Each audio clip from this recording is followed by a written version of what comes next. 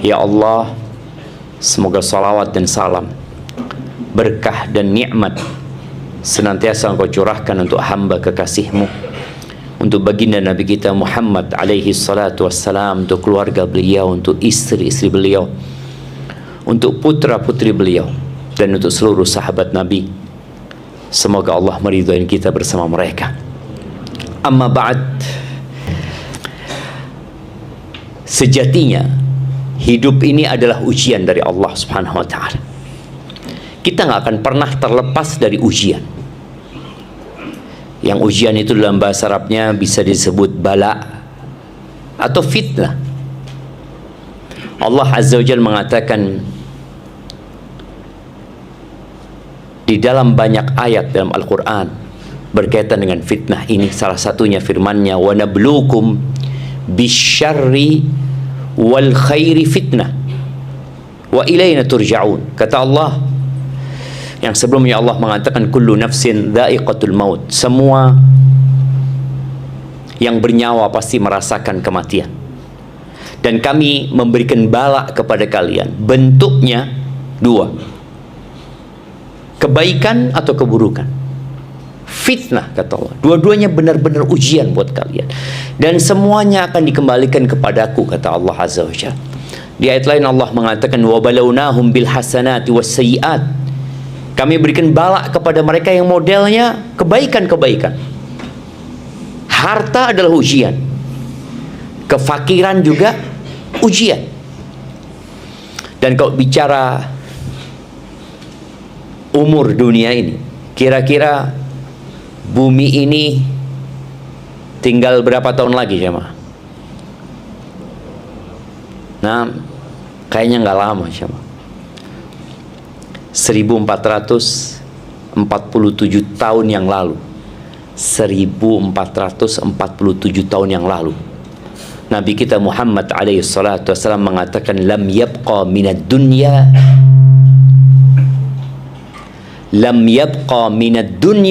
illa bala'un wa fitnah. Nabi alaihi salatu wassalam mengatakan tidak tersisa dari kehidupan dunia ini kecuali bala dan fitnah. Dan bala dengan fitnah itu terus bergulir dan bertambah, jemaah. Ketika Nabi alaihi salatu wassalam pulang dari perang Tabuk. Kapan perang Tabuk terjadi, jemaah? Orang yang tidak kenal dengan sejarahnya akan mudah terpengaruh dengan peradaban bangsa lain. Ingat kita dulu di Indonesia itu, di Indonesia, di waktu SD ada pelajaran namanya PSBB. Iya, itu pelajaran tentang sejarah negeri kita. Muslim dituntut untuk tahu tentang sejarah.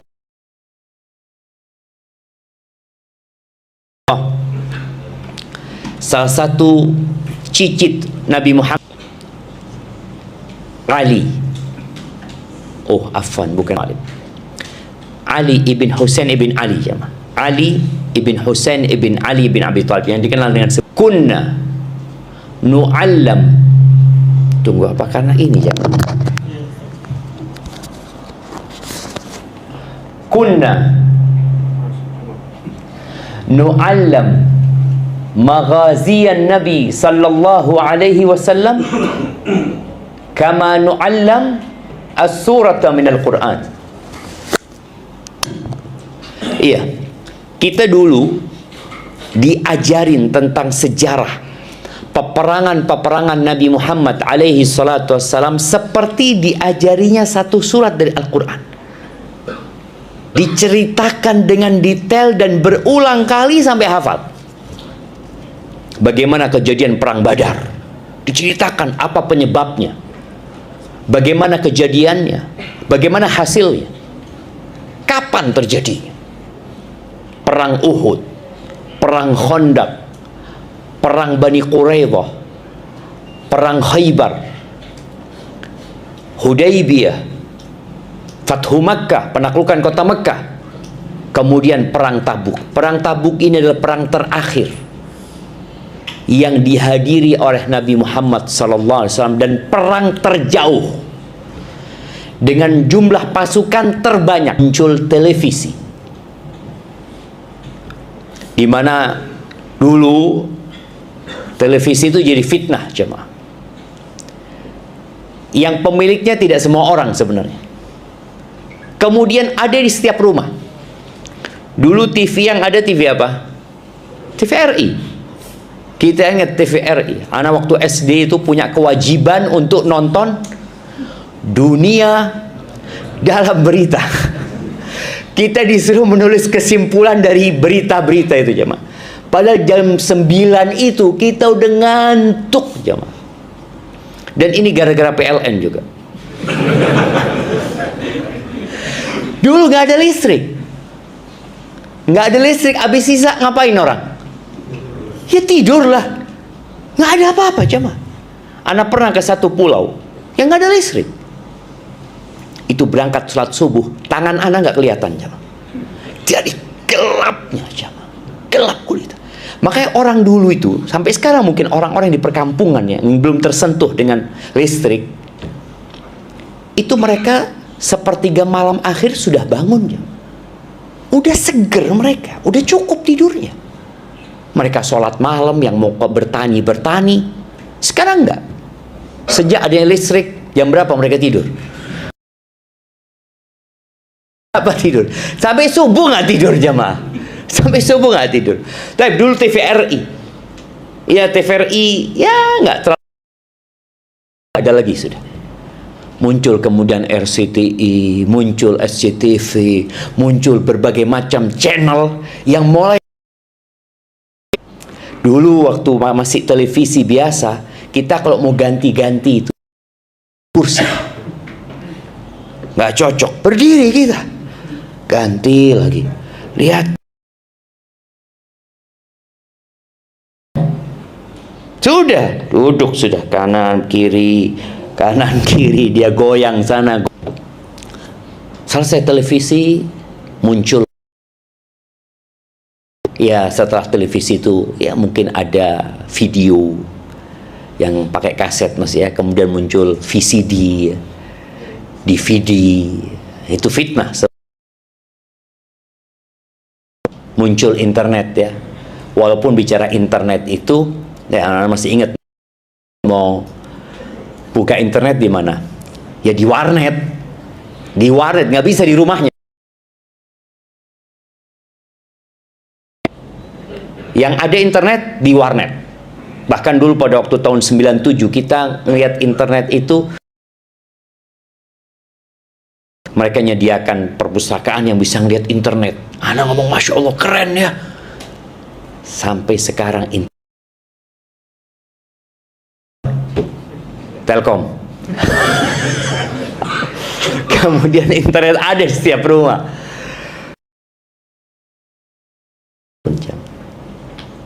Tema kita, di mana fitnah itu bukan hanya di setiap rumah, tapi di setiap orang. Orang itu bawa fitnah sampai ke masjid. Di antara tanda-tanda kiamat itu juga mendekatnya pasar, taqarubul aswaq. Dulu ya kita nggak tahu di Jayapura ini, di Jakarta saja kita ngelihat pasar itu ada pasar Senen, itu bukanya hanya hari Senin dahulu jemaah. Pasar Rebo ya hari Rebo, pasar Minggu, kemudian pasar itu menetap tiap hari. Ya, sudah mulai di sana ada pasar, di sana ada pasar. Sekarang pasar itu ada di mana? Di tangan kita, jemaah. Di tangan kita pasar itu. Antum nggak perlu kemana-mana. Kenapa sekarang banyak rumah yang dikenal sama kurir? Karena selalu paket. Ini fitnah, wallahi fitnah yang tidak meninggalkan satu rumah pun kecuali akan memasuki. Fitnah itu pada hakikatnya ada dua macam yang berada di gadget kita, dan semua fitnah itu kumpul di gadget kita. Fitnah yang pertama yang namanya fitnah itu asyubuhat. Fitnah yang bermuasal dari kerancuan dalam beragama berkaitan dengan ilmu. berkaitan dengan keyakinan. Bagaimana sekarang antum bisa membaca apa saja di gadget antum, yang benar dan yang nggak benar. Ya, kita tahu dengan adanya gadget kita bisa ikut kajian. Tapi berapa banyak orang yang keluar dari Islam pun gara-gara gadget, yang kemudian dia jadi ateis gara-gara yang dia baca di sana, yang dia tonton. Karena dengan gadget ini semua bisa bicara. Dan subhanallah, di antara tanda-tanda kebenaran Nabi Muhammad SAW, ya, semua yang beliau informasikan itu jadi kenyataan. Beliau pernah mengatakan, di antara tanda kiamat itu intisyarul qalam, tersebarnya pena. Dulu orang kalau mau nulis di mana? Di mana jemaah? Sebelum ada kertas, di tembok-tembok mereka nulis, di tembok mereka tulis. Kemudian kita melihat di tembok-tembok jalanan juga orang mengekspresikan isi hatinya pakai pilok, ya, wah ini itu macam-macam. Kemudian di mana sekarang orang nulis? Di mana-mana dia tulis. Dia mau tulis komentar yang baik, yang buruk, semua bisa tulis. Dan itu sudah terjadi. Ahibati fillah, yang pertama fitnah syubuhat yang membuat orang akhirnya kebingungan dengan agamanya. Dia mendengarkan fatwa yang menyatakan bahwasanya jilbab tidak wajib. Kok bisa? Dengar fatwa lagi yang mengatakan semua agama sama. Ketika dia tidak punya kesiapan, dia akan merasa apa yang disampaikan benar. Seperti gelas kosong. Apa saja yang dituangkan akan jadi warna itu gelas. Kuning ya kuning, hijau ya hijau, biru biru. Itu fitnah syubhat. Dan fitnah yang kedua, fitnah syahwat. Fitnah syahwat ini berkaitan dengan syahwat kita. Allah Azza wa Jalla mengatakan zuyina linnas hubbus syahwat. Sudah ditanamkan di diri manusia cinta kepada syahwat. Syahwat apa? Minan nisa, syahwat terhadap wanita-wanita. Ada nggak di gadget kita? Ada apa nggak jamaah? Dulu orang kalau mau cuci mata, bahasanya anak-anak muda dulu, kemana dia berangkat? Jalan-jalan ke mall. Kemana? Bismillah, cuci mata, kata dia. Masya Allah, jalan-jalan ke mall. Sekarang nggak perlu keluar rumah. Di gadgetnya ada, bahkan boleh jadi yang ada di tangannya lebih dahsyat daripada yang di luar rumah. Dia mungkin kalau keluar rumah nggak akan mendapatkan yang ada di gadget. Dia melihat perempuan yang masih pakai baju, yang berjalan sopan, dia. Tapi di gadgetnya, na'udzubillah min dzalik, dia dapat melihat apa saja di sana. Itu yang namanya fitnah syahwat terhadap wanita. Dan ketika kita membuka gadget kita, mungkin sebagian buka Facebook, buka Instagram, lihat Reels atau lihat Short. Kadang-kadang yang dia lihat hal yang baik, tapi nanti ada iklan. Ketika iklan itu lewat, dia nggak mau lihat, dia biarin. Tapi penasaran, iklan apa tadi, kata dia. Dia turunin jemaah. Oh na'udzubillah, astaghfirullahaladzim. Ketika dia sudah melihat, hatinya sudah mulai ada noktah, itu jemaah. Satu titik. Yang kedua, nanti ada lagi yang lewat, satu titik. Makanya saya selalu ngomong sama istri Anda, tolong anak-anak jangan ngelihat shot. Kalau dia mau nonton sesuatu, setelkan sesuatu, ambil remote-nya. Sudah, itu yang ditonton. Tapi kalau dia mencet-mencet, ya nggak tahu yang lewat apa jemaah. Dan kalau kita lihat tontonan yang paling banyak ditonton adalah yang nggak ada manfaatnya. Ada beberapa waktu lalu kita lihat ada yang streaming selama 1 bulan. Banyak yang nonton. Anda nggak pernah tahu. Tahu-tahu saya ngomong satu, saya tahu kata dia. Ada orang yang streamer Indonesia ini, streamer 24 jam kali 30 hari. Orang nonton, Anda lihat banyak yang nonton ternyata. Padahal nggak ada yang disuguhkan. Tadi syahwat. Orang punya syahwat terhadap wanita ya. Wal banin, anak itu termasuk syahwat ya. Wal qanatiril muqantarah, harta yang berlimpah ruah jemaah. Fitnah itu ada di handphone. Kita dulu kalau mau ngelihat jam yang bagus, di mana kita berangkat lihat jam? Anda masih ingat waktu mahasiswa yang umroh mungkin akan tahu beberapa hotel itu kalau mau ke masjid harus lewat pasar. Kita sama mahasiswa biasanya lewat toko jam. Anak ngomong, sini kata lihat jam Rolex, Rado ya. Ya Allah, gila harganya. Berapa? 100 juta, 300 juta, 500 juta. Padahal kita beli jam cuma 15 rel pada waktu itu. Sekarang orang yang suka sama jam nggak perlu ke toko jam. Dia tinggal jadi follower beberapa akun yang tentang jam, ya dia lihat terus itu jam. Kalau dia suka motor, dia akan jadi follower. Ini ya contoh. Maka bagaimana kita menghadapi fitnah ini? Sekali lagi, semua fitnah itu sudah terkumpul di gadget kita.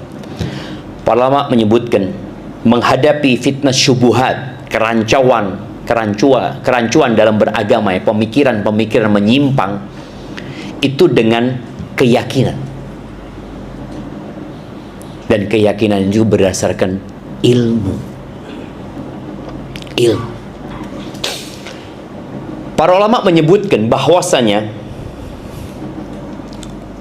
permisalan iman itu seperti sebuah kota yang memiliki 5 benteng.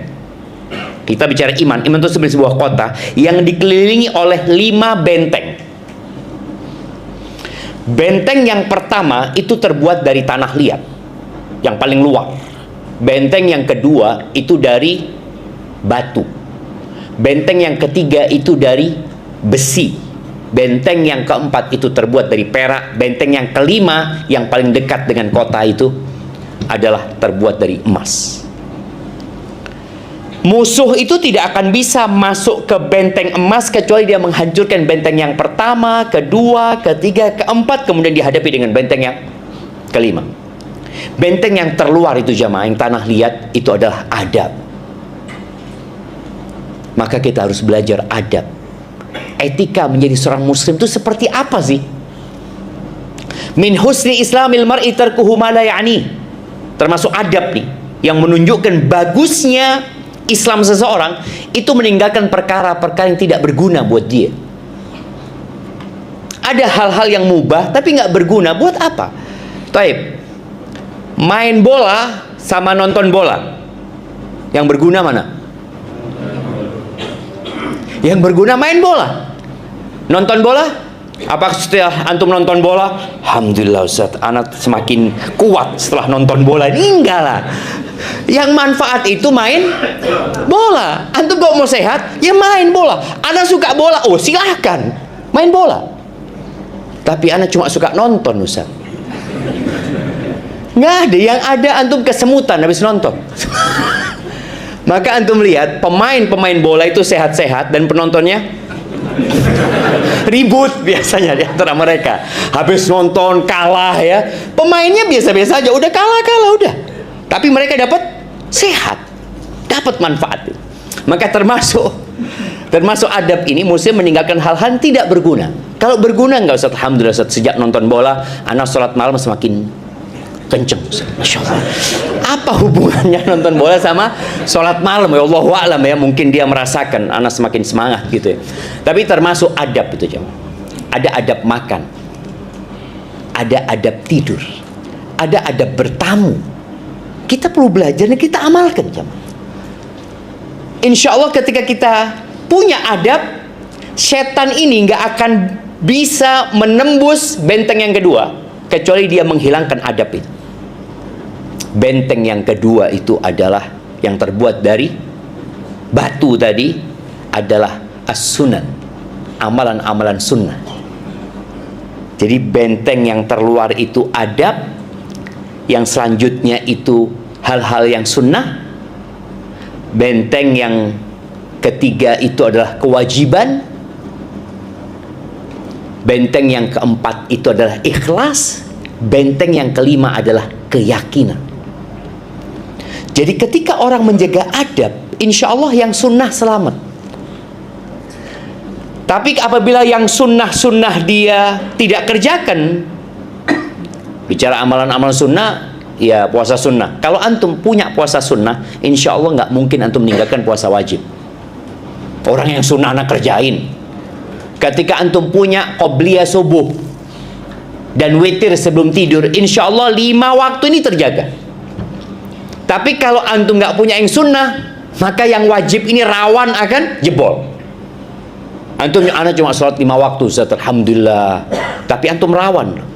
Kenapa rawan? Ya 5 waktu kadang-kala zuhur mau asar, asarnya mau maghrib. Kenapa? Gadget, sibuk dia. Entahlah, masih ada waktu. Masih ada waktu. Masjid nggak pernah dia. Ya sholat berjamaah di masjid kan ada khilaf di antara para ulama, Ustaz.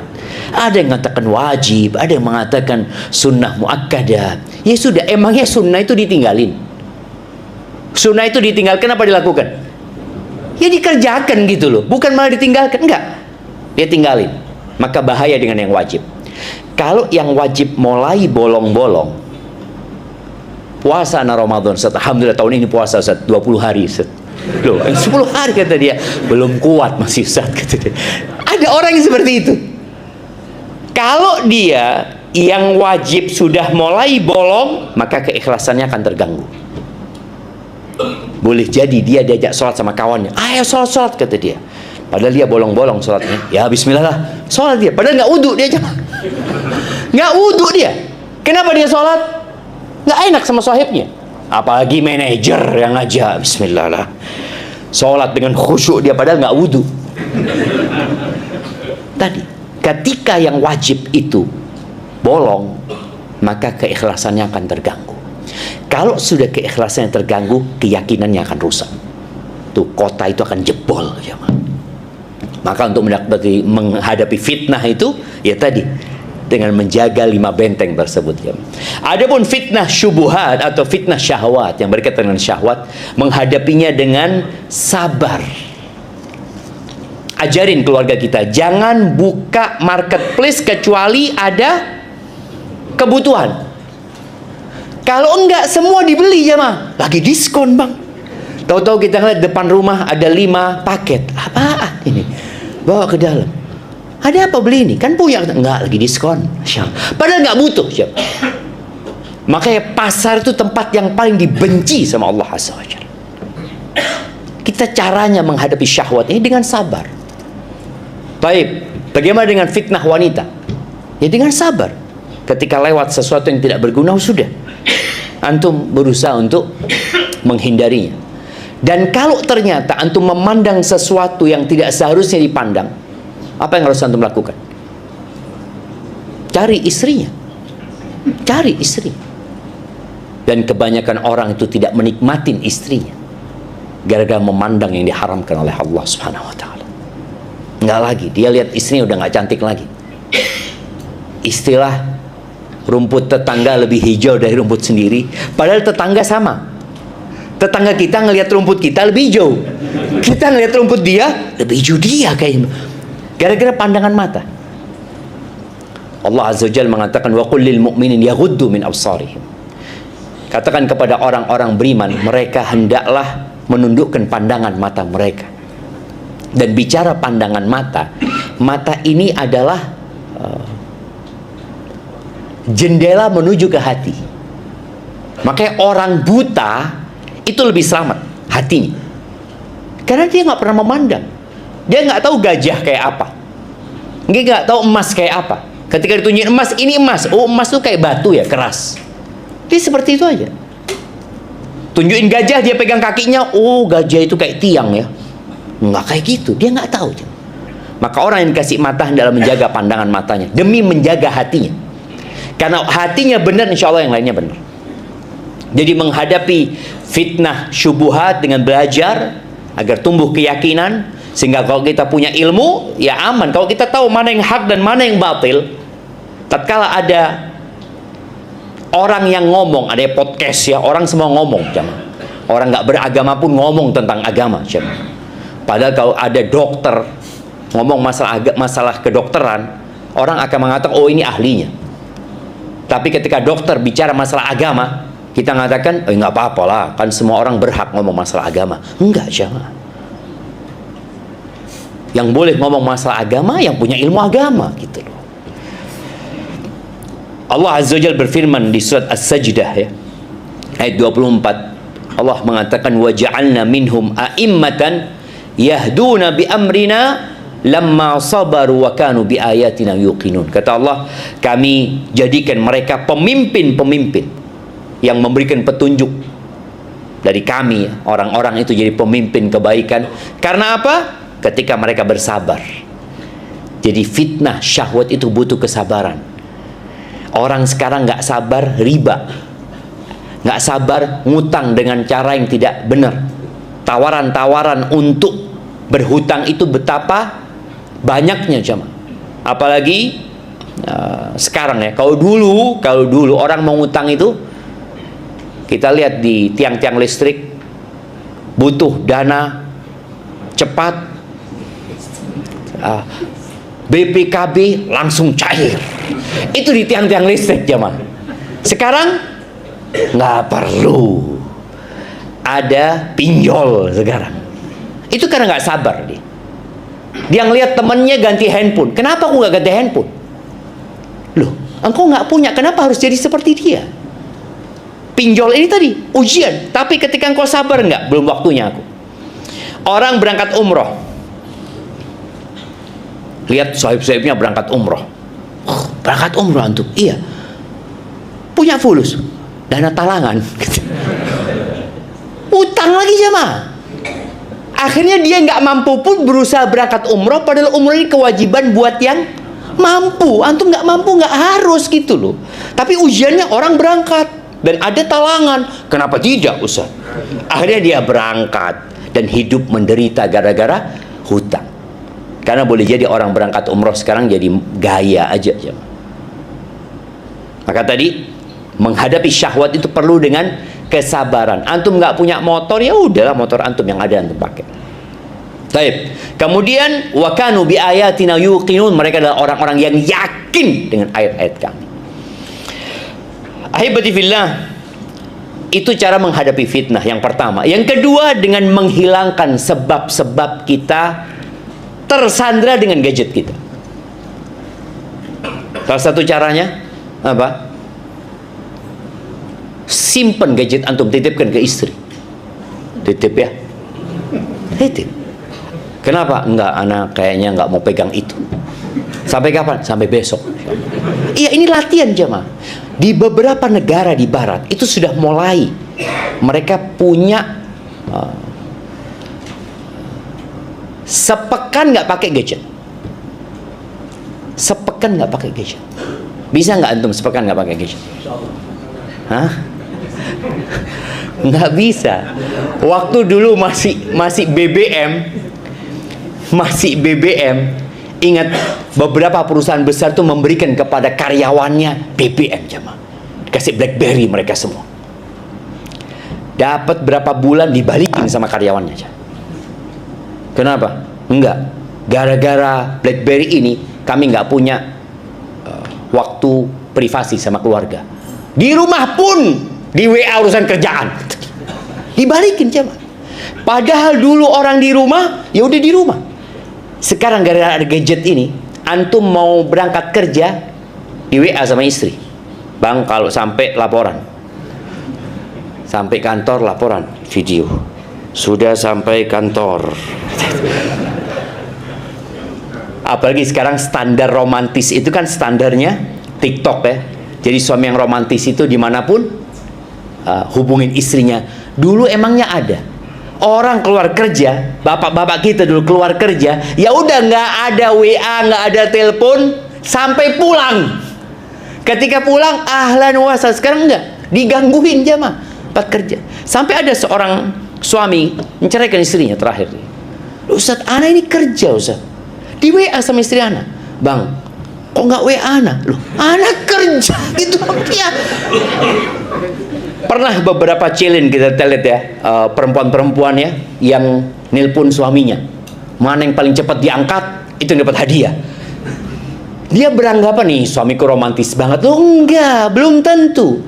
Boleh jadi suamimu sedang bermain sama perempuan lain, tapi karena dia untuk membuktikan romantis, dibohongin nanti sama dia. Ahlan wa sahlan. Na'udzubillah min dzalik. Banyak kebohongan dengan gadget ini. Maka dari salah satu caranya adalah menghilangkan sebab fitnah tersebut. Al-Imam Syafi'i mengatakan minal ismati an la tajid. Termasuk dari penjagaan Allah ya.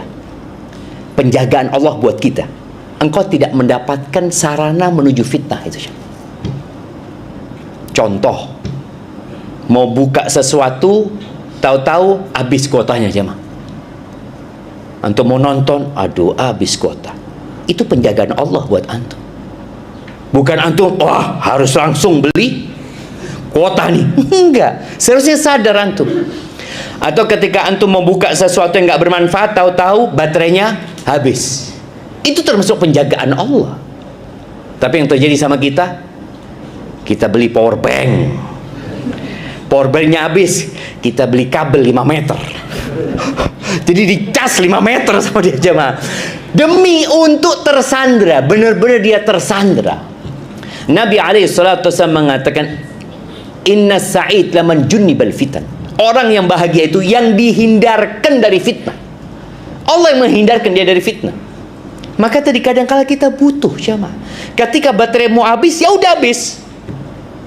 Ya nggak bisa lah Ustaz. Ini urusan bisnis, urusan ada sebagian orang 24 jam gadgetnya tidak mati. Bahkan pakai suara, dia tidur pun subhanallah. Orang dulu hidupnya tenang jemaah. Bedalah sama kita. Ya udah, antum akan rasakan hilang kebahagiaan, banyaknya penyakit disebabkan gadget ini. Orang dulu anak kalau mau olahraga main dia. Sekarang main bola di mana? Di game. Oh, menang kata dia. Apanya menang kata dia. Sampai ada satu kawan yang dia ngobrol sama salah satu polisi. Dia ngomong senjata ini, senjata ini, senjata. Anak heran banget ya kawan aneh. Ngerti banget antum tentang senjata-senjata. Belajar di mana? Di game Ustaz. Di game aja, karena harus beli senjata kan, nanti beli senjata model ini, model itu. Tuh jam. Dulu orang main game di mana? Ana masih ingat. Alhamdulillah ana termasuk orang yang nggak suka game jemaah. Tapi kawan-kawan dulu kalau hari Ahad itu main game di Plaza atau di Matahari dulu ya. Game dingdong yang pakai apa? Koin ya. Sudah habis. Ya habis sudah. Pulang sudah ke rumah. Sekarang 24 jam dia bisa main. Sampai sebagian istri itu ngeluhkan, anak punya suami Ustaz, dia itu statusnya al-hadir al-ghaib.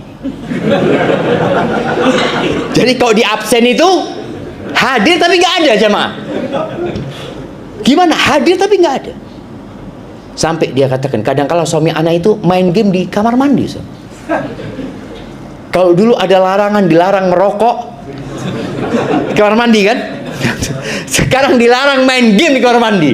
Kenapa? Karena dia lama di situ, nggak tahu di luar pada nunggu. Dia main saja di situ. Auzubillah min dzalik. Maka tadi kita perlu menghilangkan jemaah sebab-sebab fitnah itu. Nabi SAW pernah menjelaskan apabila terjadi fitnah nantinya, atau apalagi fitnah perang saudara ya yang terjadi, beliau mengatakan kasiru fiha qisiyikum. Kalian patahkan busur-busur kalian. Patahkan sudah. Soalnya kalau ada busur, mungkin kalian akan ikut perang. Padahal yang diperangi siapa? Saudaranya sendiri. Jangan, patahkan. Itu nasihat Nabi SAW. Kejadian Ka'ab bin Malik. Ka'ab bin Malik ini ketika perang Tabuk tadi, dia nggak ikut. Tanpa alasan dia nggak ikut. Dia karena dia menikmatin hidupnya. Dia ngomong, aku mau berangkat, sampai akhirnya nggak berangkat. Dia diboikot sama Nabi SAW. Berhari-hari, puluhan hari, kalau nggak salah sampai 40 atau 50 hari diboikot. Salam aja nggak dijawab. Salam nggak dijawab. Dia ngomong, aku datang ke Masjid Nabawi. Aku mengucapkan assalamualaikum kepada Nabi SAW. Aku nggak lihat Nabi jawab atau tidak. Setelah 40 hari dipanggil, agar istrinya meninggalkan dia. Dia tanya, ya Rasulullah, aku ceraikan istriku. Enggak, tinggalkan engkau. Pada posisi dia diboikot itu jamaah, tahu-tahu Raja Ghassan. Raja Ghassan ini beragama Nasrani yang berada di perbatasan antara Tabuk sana dengan Yordania. Ada surat dari Raja Ghassan itu. Isi suratnya, qad balagani anna sahibaka qad jafak. Telah sampai berita kepada aku bahwa kawanmu telah memboikotmu. Walam yaj'alkallah bidari hawanin wala madiyah. Allah tidak menjadikan engkau di negeri yang penuh kehinaan, ya, penuh dengan kenistaan di sana. Falhaq bina nuwasi. Engkau gabung sama kami. Kami akan sanjung engkau, kami akan berikan pertolongan kepadamu, kami akan bahagiakan engkau.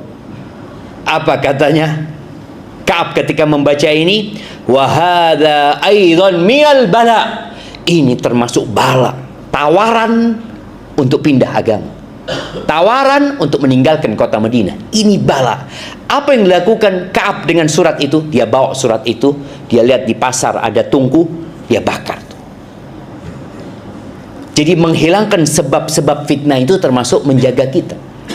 Maka tolong dengan gadget ini kita punya waktu. Udah ada waktu, matikan, sudah taruh jam. Titipkan sama istri udah. Terus ngapain Nana Ustaz? Ya, cari kegiatan yang positif. Olahraga kayak, baca buku. Banyak yang bisa dilakukan jam ketika nggak ada gadget. Ana ngomong sama kawan, boleh jadi ya 20 tahun ke depan banyak orang yang penyakitan.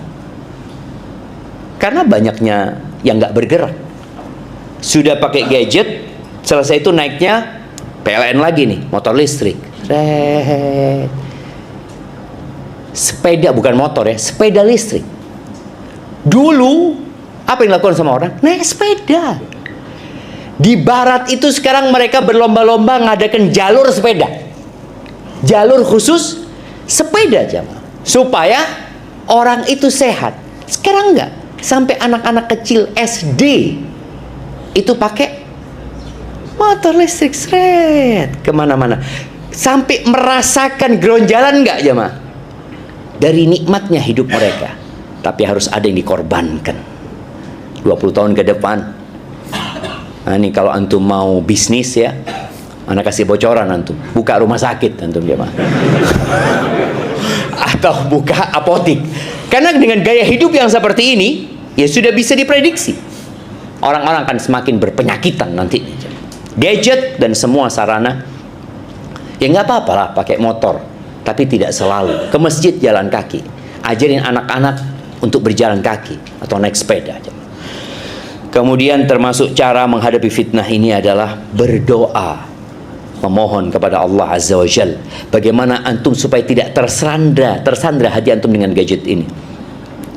Di antara doa yang diajarkan oleh Nabi SAW, Nabi mengatakan, wa idza aradta bi'ibadika fitnah. Ya Allah, kalau engkau menginginkan terjadinya fitnah untuk hamba-hambamu, antabidhani ilaika ghairu maftun. Engkau matikan aku ya Allah dalam kondisi aku tidak terfitnah.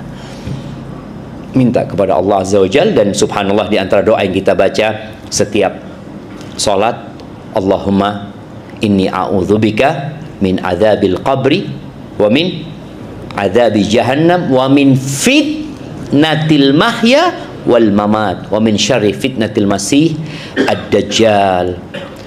Barakallahu fiik. Itu mungkin yang perlu dilakukan oleh seorang hamba pada saat hatinya sudah tersandra dengan gadget ini. Dan hendaklah para orang tua menjadi contoh buat anak-anak.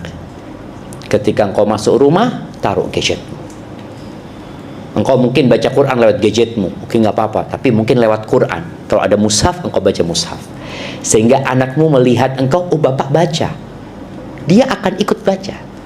Tapi bapak pegang handphone, maka dia akan pegang handphone. Ketika makan, hindari handphone. Ana selalu ngomong di keluarga, tolong handphone, nggak ada yang pegang handphone di meja makan. Ada yang bagus, Mbak, ya nantilah. Kita sekarang ngobrolnya di sini tanpa gadget. Insya Allah suasana seperti dihidupkan kembali sehingga mereka tidak tersandra dengan gadget ini. Aqulu qawli hadza wa astaghfirullah li wa lakum wa lisairil mu'minin wal mu'minat fastaghfiruh innahu huwal ghafurur rahim. Kalau ada pertanyaan, monggo, atau waktunya sudah habis. Karena itu waktunya sampai jam 1. 10 menit pertanyaan. Oke, 10 menit pertanyaan. Tafadhal. Nah.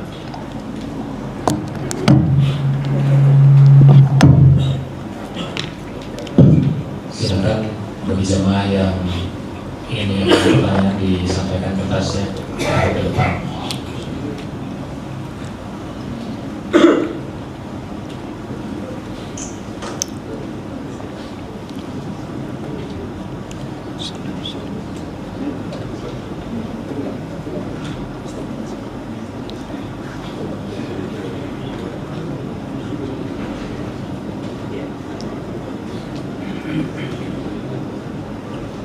Ini Ustaz yang kasih pertanyaan. Ayo Ustaz, yang hadir. Iya. Kalau nggak ada pertanyaan, Anda yang akan tanya. Pertanyaannya, kapan Rasulullah Sallallahu Alaihi Wasallam meninggal dunia?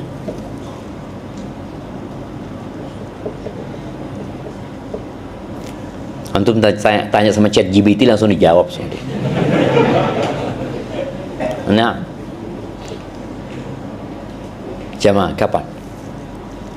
Kita itu mengaku cinta sama Rasul SAW. Tadi kan sudah dibahas bahwa awal dari fitnah adalah kematian Nabi Muhammad SAW dari 6 fitnah tadi.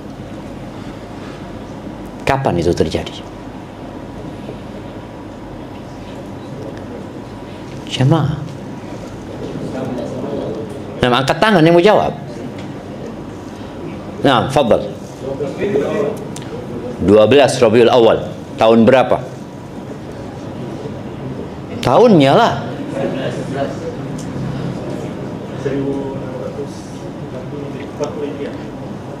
12 Rabiul Awal tahun 1600.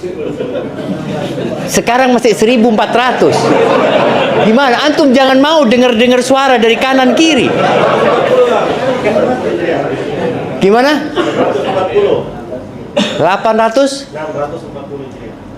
Hijriah. Hijriah pertanyaannya, kan 12 Rabiul Awal.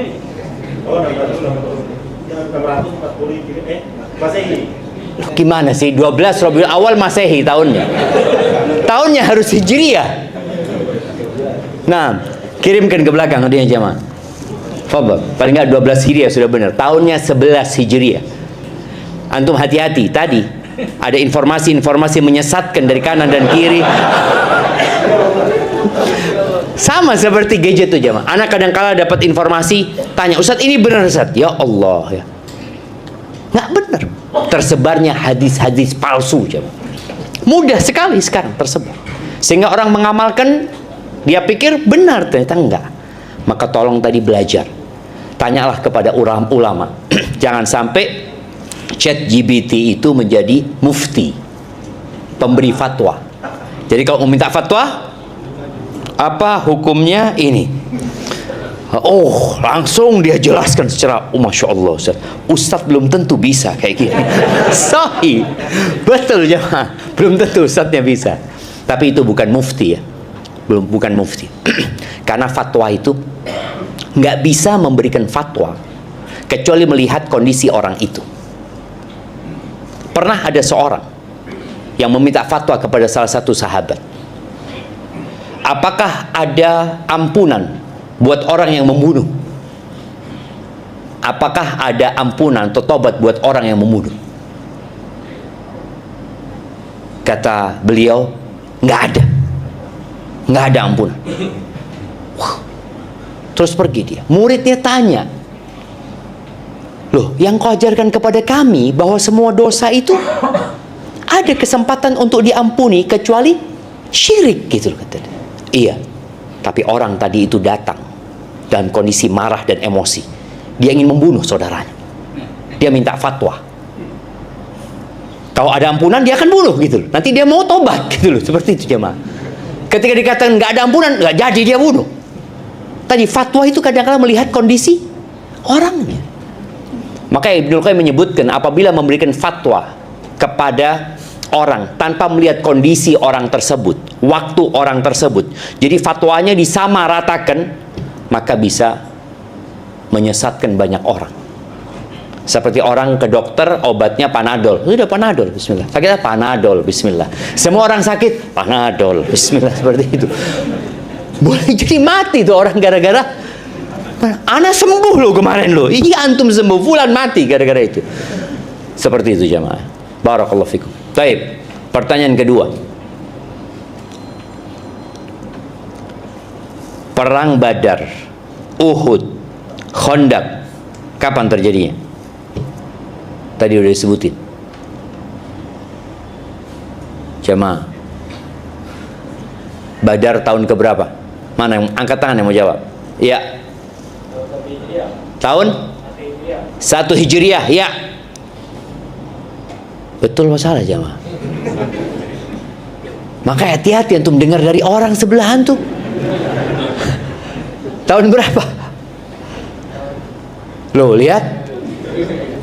Tahun berapa? Tahun pertama. 17 Ramadan 2 Hijriah. Oh, 17 Ramadan 2 Hijriah. Tapi nyontek, kena lihat kayaknya.